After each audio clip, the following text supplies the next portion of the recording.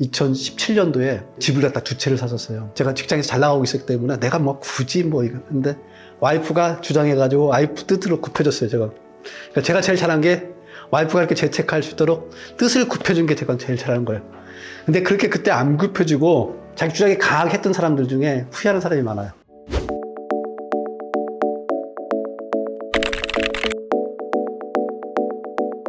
사공에 가장 후회하는 것들 첫 번째 부분은 이거 같아요.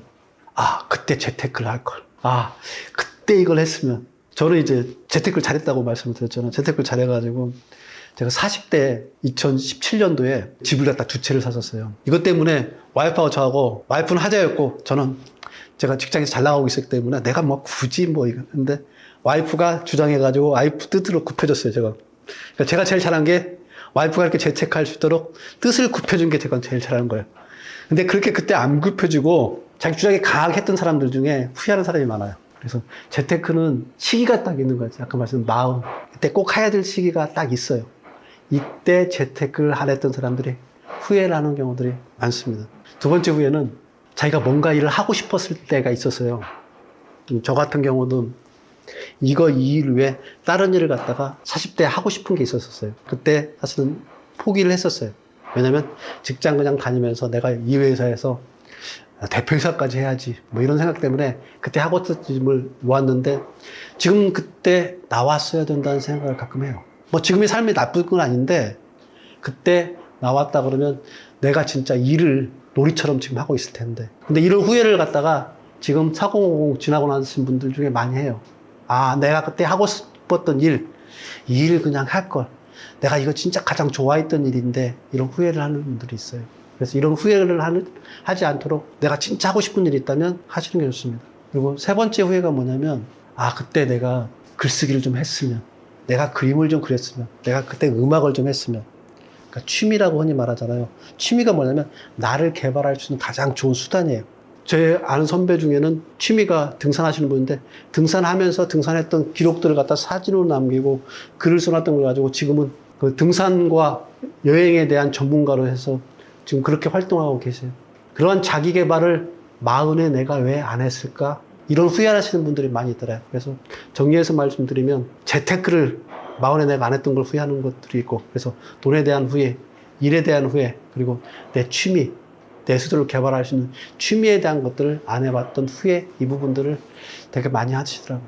저는 이제 돈이 가장 어떻게 보면은 살아오면서 보니까 어른이 되고 난 다음에 내가 이 사회를 갖다가 내 가족을 나를 이끌어갈 수 있는 가장 큰 힘들은 돈이더라고요. 근데 이 돈을 갖다가 받쳐주는 가장 큰 힘이 뭐냐면 일이었어요. 일. 그러니까 일을 내가 어떻게 할 것인가에 대한 것들도 중요한 요소인 겁니다. 또 한 가지가 뭐냐면 이 일을 갖다 극대화하려고 그러면 내 안에 이걸 갖다 극대화할 수 있는 뭔가의 수단이 필요해요. 저는 이 수단을 갖다 뭘로 잡았냐면 글로 잡았어요. 글을 읽고 글을 쓰고 하는 것들이 나를 개발할 수 있는 일을 개발할 수 있는 가장 큰 수단이 되더라고요. 그래서 저는 한 단어로 얘기한다면 돈, 일, 글 이런 부분들이 기본적인 바탕이고요.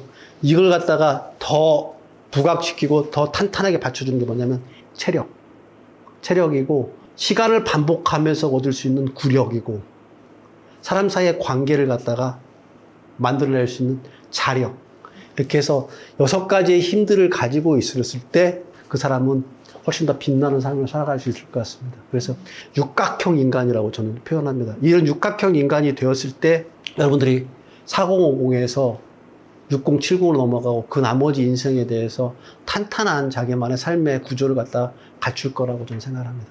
40대는 분명한 재테크를 하셔야 돼요. 재테크를 하시는 부분. 그리고 자기를 개발하기 위해서 글쓰기를 하라는 부분. 그리고 세 번째 부분은 일을 놀이처럼 해야 하라. 이 세 가지가 40대에 갖춰준다 그러면 그 이후에 50대를 살아가는데 훨씬 더 밀도가 높아질 겁니다. 근데 많은 분들이 재테크도 글쓰기도 일을 놀이처럼 하는 부분들을 40대에 꿈을 못 꾸더라고요. 아, 내가 어떻게 그렇게 할 수 있어. 내가 지금 현재 살아가는 것만 해도 급급한데, 근데 그게 바로 흘러가는 대로 살아가는 거거든요. 흘러가는 대로 살아가는 게 아니라 그때 순간에 이 세 가지를 갖다가 해놓고 나오면 탄탄한 기본 바탕이 될 거고요. 이런 얘기할 때 많은 분들이 의문으로 제시하는 부분들이 딱 2가지 의문을 많이 제시하더라고요. 재테크는 다 인정해요, 100%. 아, 그래, 재테크 해야 돼. 근데 왜 글쓰기를 해야 돼? 이런 의문을 많이 갖더라고요. 왜 글쓰기를 해야 되냐면요. 글쓰기를 통해 가지고 얻을 수 있는 게 뭐냐면 내가 어떤 사람인지, 내가 어떤 모양의 꼴로 내가 살아가고 있는지를 갖다가 가장 잘 알 수 있는 게 뭐냐면 글쓰기예요. 남의 글만 있는 독서만 가지고는 불가능해요. 내 안에 있는 걸 글 써서 토해내다 보면 내가 어떤 사람이고 내가 지금 어떤 삶을 살고 있는가를 정확하게 보여요. 그래서 저는 마음의 거울, 인생의 거울을 글쓰기라고 얘기합니다. 이걸 거울을 보지 않고서 어떻게 내가 어떤 사람인지, 내가 어떻게 살고 있는지를 알 수 있겠습니까? 이걸 알아야만이 그러면 내가 이렇게 흘러가서는 안 되겠구나. 이렇게 가야 되겠구나. 그래서 방향, 마음의 지도를 거기서 얻어낼 수가 있는 겁니다. 그래서 글쓰기 부분을 갖다가 반드시 하라고 그래요. 이렇게 좀 하면은 어떤 분이 또 하나 질문을 던지더라고요. 글쓰기 너무 어려워서 못하겠어요. 그런 분들한테 저는 이 얘기를 해드립니다. 그냥 말하듯이 쓰세요. 녹음해놨다가 쓰세요. 말은 다들 하시니까.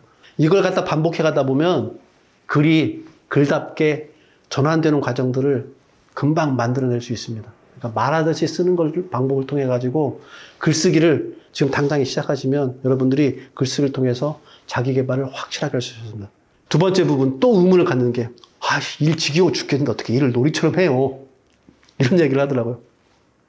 일을 놀이처럼 어떻게 할 수 있느냐? 일을 놀이처럼 하는 방법이 뭐냐면요. 자기가 좋아하는 일을 하면 돼요. 마흔에는 자기가 좋아하는 일을 반드시 찾아야 돼요. 이때 못 찾으면 50 이후에 찾을 수가 없어요. 이 내일 일이 있어야지 그러니까 투마로우, 내일이 있는 겁니다. 내일이 없으면 내일이 없어요.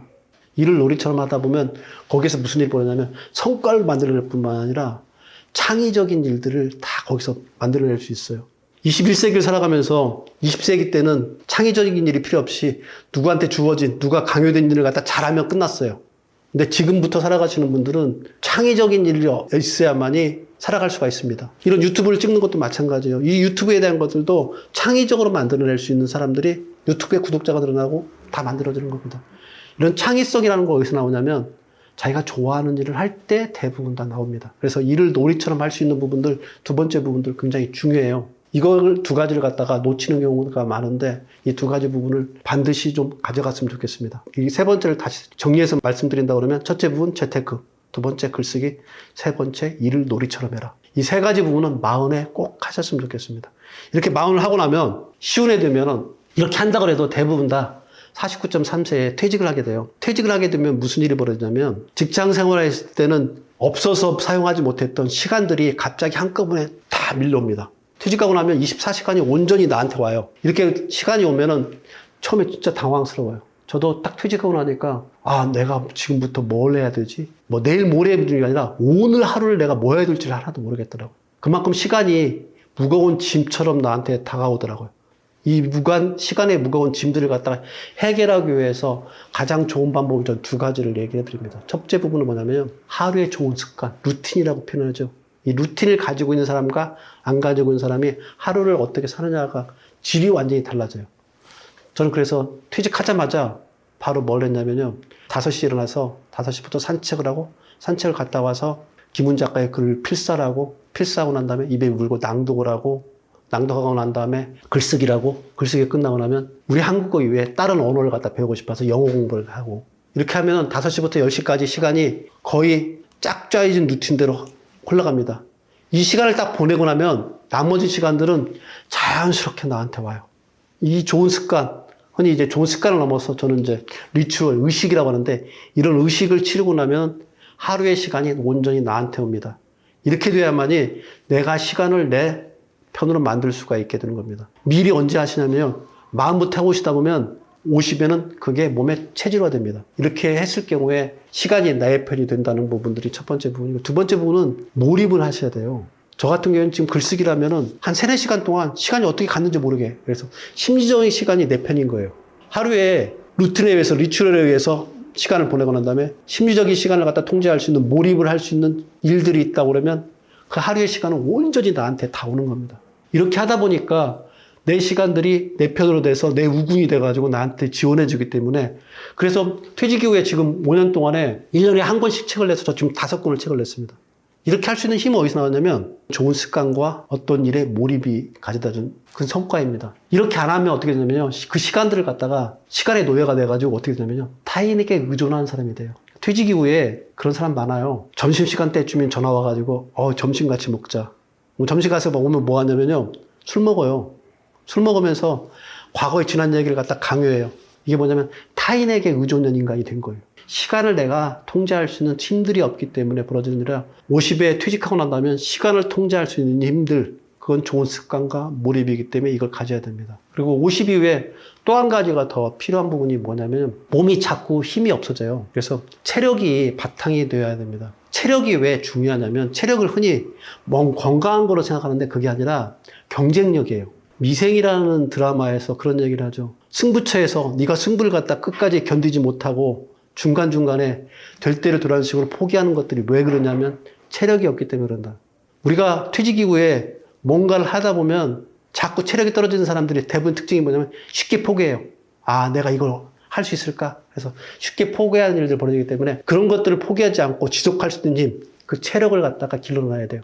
이걸 기르기 위해서 뭐 하냐면 최소한 식단 관리, 운동 관리, 이게 또 중요한데 수면 관리는 50부터는 반드시 하셔야 돼요. 세 번째 부분이 인간관계 관리도 50부터는 좀 달라져야 돼요. 40까지는 사실은 넓고 얇은 관계들이 기본적으로 직장 생활을 하기 때문에 가능합니다. 근데 이게 50 이후부터는 다 끊어져 가요. 자, 마음까지는 넓고 얇게 해서 많은 사람들 만나는 게 좋아요. 근데 50 이후부터는 좁고 깊은 관계를 만들어야 돼요. 1대1의 관계. 근데 1대1의 관계가 1대 다로 만나는 관계보다 또 다른 인간관계의 룰들이 있습니다. 저도 지금 요즘 그걸 갖다 많이 배우는데 와이프하고 1대1 만나는 거, 우리 아들들하고 1대1 만나는 거, 친구들하고 1대1 만나는 거에 의외로 내가 익숙하지 않더라고요. 직장생활 특히 오랫동안 하신 분들은 그렇습니다.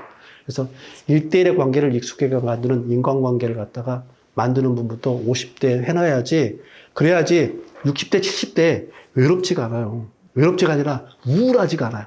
이렇게 되지 않기 위해서 50대에는 인간관계가, 내가 인간관계 앞으로 계속 적어질다. 그렇기 때문에 나 혼자 자력으로 쓸 수 있다는 부분들을 갖다 가지고 있게 그렇게 만들어야 됩니다. 정리해서 말씀드리면 40대, 50대 첫 번째 부분은 40대에는 재테크에서 돈을 갖다 충분해야 되고 글쓰기를 통해서 자기 개발하셔야 되고 일을 놀이처럼 해서 일에 대한 것들을 반드시 정립해야 되는 걸 40대 하시고요. 50대는 시간을 나의 편을 만들기 위해서 좋은 습관과 몰입을 하셔야 되고요. 체력을 하기 위해서 식단, 운동, 수면 관리 하셔야 되고요. 인간관계는 점점점 좁아지는 인간관계를 갖다 적응할 수 있도록 자력적인 스스로에 대한 그걸 갖다 고독력이라고 저는 표현하는데 고독할 수 있는 힘들을 갖다 혼자서 지내는 힘들을 갖다가 키워가야지 6070에 내가 나답게, 제 이름이 정선용인데 정선용답게 살 수 있는 겁니다. 모든 걸 할 수 있는 모든 게 갖춰져 있는 시기예요. 근데 갖춰져 있다는 얘기는 뭐냐면 안정되어 있다는 얘기겠죠. 안정되어 있으니까 새로운 모험을 안 하려고 그래요. 근데 모험을 할 때 한 가지 원칙만 지키면 돼요. 이 모험이 나를 갖다가 완전히 바닥으로 치닫는 모험인가 아닌가만 한번 한 가지 기준만 가지고서 생각해 보세요. 그때 해야 될 모험의 가장 큰 원칙은 뭐냐면 내가 완전히 무너지는 모험이 아니다 그러면 다 해봐야 돼요. 흔히 말할 때 재테크를 한다고 그럴 때 뭔가를 투자를 한다고 그럴 때 사람들이 가장 큰 문제가 뭐냐면요.